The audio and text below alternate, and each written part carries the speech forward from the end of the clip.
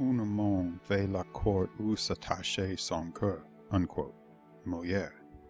A woman really in love and sure of her lover delights in toying with a sort of coquetry of love, as if it pleased her to try to win over again that the winning of which gave so exquisite a pleasure, and perhaps the coquetry of love is the surest test of an unquestionable love, for when possession can afford to play at pursuit, this but proves possession complete.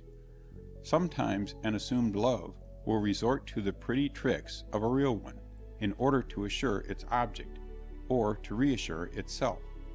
Surrender, after a protracted siege, has its advantages. At all events, both M and N can look back to more demi-semi happy incidents when the courtship has been long. Happy that couple can laugh over the incidents of courtship afterwards. It is a portent of impending ill if they cannot. Half-heartedness in courtship is not only suicidal, it is murderous. On the other hand, remember that in courtship there are various and varying stages, but there is always the home gallop. Remember, too, that what is suitable at one stage of courtship is ruinous at another, and it is only the old whip who knows when to push the pace. In courtship, to force the running is hazardous. Though we win, the victory loses its sweets. And in courtship, men too often ride on the snaffle, in matrimony too often on the curb. Courtship asks for cash payment. Matrimony has often to allow unlimited credit. Insolvency is not unknown. In courtship, all auxiliaries but the rival. No one will impede a lover save another lover. In the presence of a woman, man is by nature a definite animal. The women who recognize this are often the most successful. Indeed, many are the refined and gentle women who in after life regret that they did not more openly cope with their less delicately minded sisters. Nevertheless, nothing is more astonishing than a woman's tact in encouraging a man. In courtship, modulated and musical tones count for much. Who, with harsh speech, can assail a lady's ear? No woman thinks she can be wooed too often, and few women can forego an opportunity to fascinate. In courtship, the woman is the whole world to the man. In matrimony, the man is the whole world to the woman. In courtship, the slightest suspicion of condescension is fatal, for true love is a greater leveler than anarchy.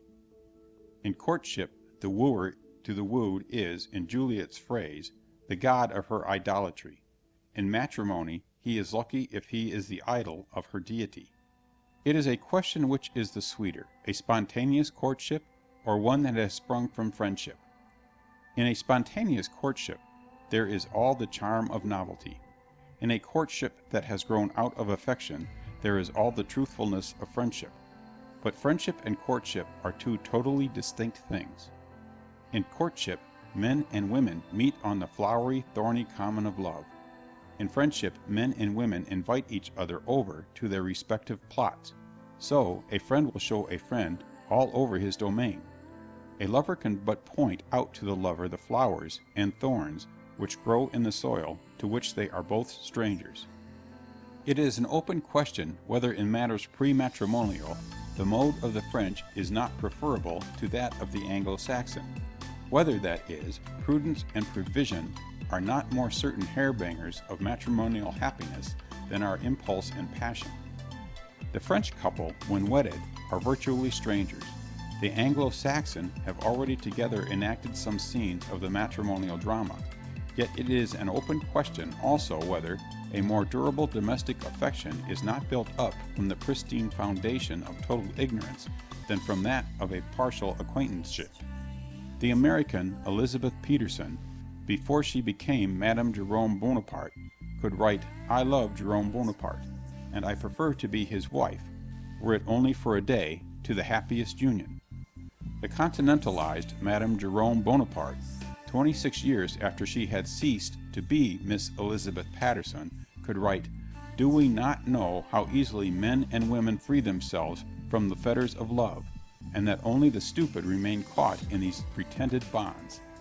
After all, Little do any couple know of each other before marriage.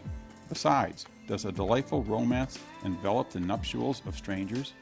At all events, even if precaution is a foe to impulse, few will be found to deny that strangeness is by no means inimical to passion. Perhaps then fathers and mothers and uncles and aunts can form a better judgment as to the suitability and adaptability to each other of two young, ardent, and headstrong boys and girls than these themselves, since fathers and mothers and uncles and aunts know full well that impulse and passion often prove materials too friable for the many-storied fabric of marriage.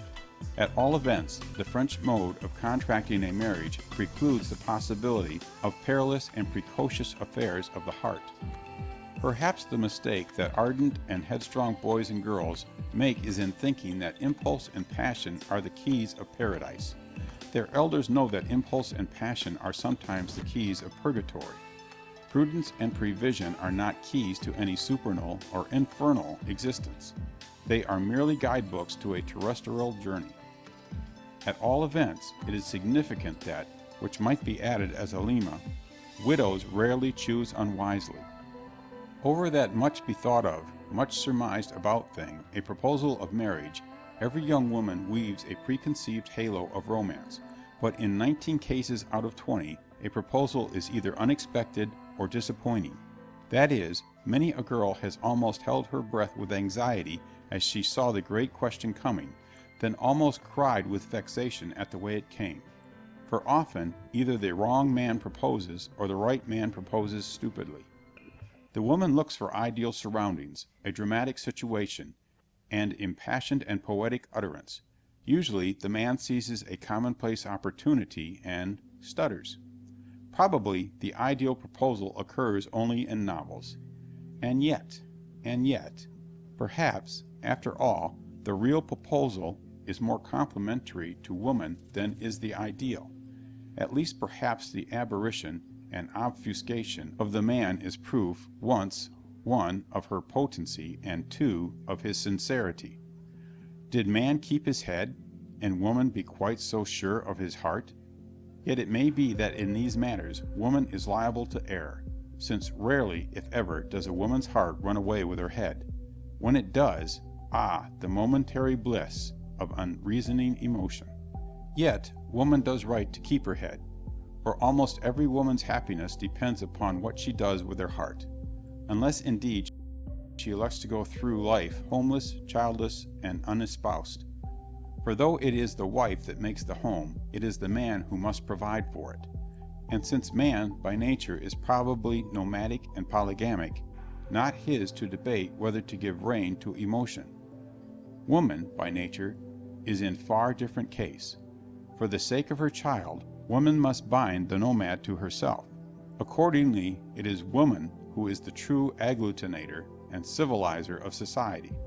Therefore it comes about that to order wisely her emotions is the inherited instinct of woman. Wherefore woman is the conserver of the nation, and this in more senses than one.